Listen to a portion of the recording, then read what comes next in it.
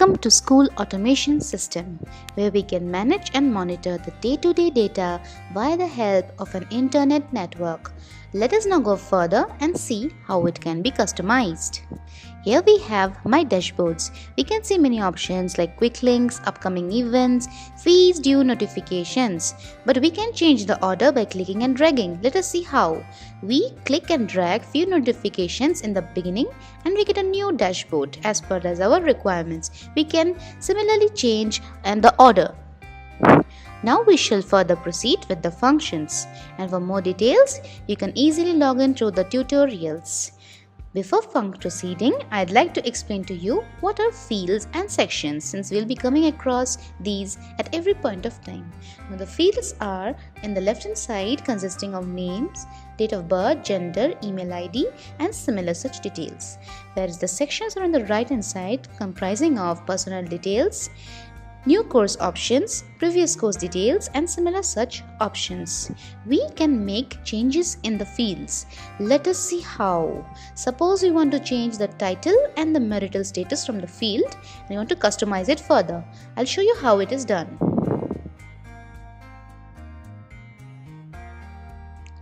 We go to the title and the marital status and we uncheck them. Thereafter, we save the option.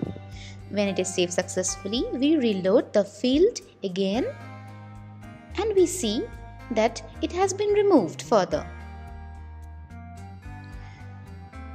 Next, we have the fee receipts function.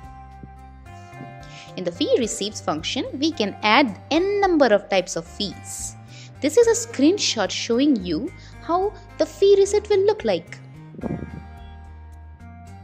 Next, we come to the stuff options. All the details of the stuff can be clicked on display, but only the admin and the chairman has the option of editing. The staff cannot edit it without their permission.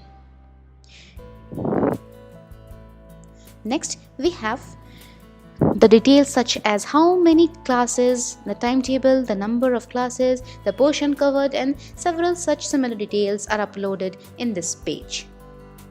Also, the student attendance can be downloaded. It is in form of an Excel file and the other notifications such as dues, shortage of attendance can be sent to both the student and the parents and synced through email and SMS. Also, the subjects, the daily workshops and the daily homeworks can be uploaded in this website and the students can download and submit them. Next, we have the receipts part. The receipt parts comprises of digitalized receipts which will save time and from the mundane activity of generating a manual receipt. This is how we can enter details and create our own digitalized receipt. We also have a cash book. This is actually like a bank cash book. It's a very common manual account which is user friendly. Even it is very easy to use for non-tech savvy persons. It is developed with the help of chartered accountants and it is very beneficial. We have the library, which is the digitalized library where we can track the number of books by the way of authors, the rack numbers. Suppose we want to select a statistics book, we can check which rack it is situated and we can easily find out where is it located. Also, we have the option of issuing and receiving book, and the admin has further options of stock checking and daily transaction reports. In the daily transaction reports, the admin can figure out whether the book has been prior issued by the other students or not, and they can issue the books to the students. Next, we have the types of reports. Reports are of two types. One is the dynamic report. Dynamic report is as per the requirement. For example, let us say a school requires to send a specialized report to the university. That can come under the dynamic report. We have the customized report. In the customized report, the daily to daily performance of students, the attendance, etc. are recorded. We also have the password and the stuff password report, which is handled by the admin and is used for keeping tabs on all users. By the mode of logged in activities panel, the admin can track all the users. Similarly, we have something interesting for you in this page, and that is the graphical representation of the report. The year-wise admission graph, the number of pass outs, the number of first division holders and rank holders can now be viewed by the help of a graph. It makes the page more attractive. Last but not the least, we have the master data. This is the core and the most important function. Through this function, the chairman can handle each and every data.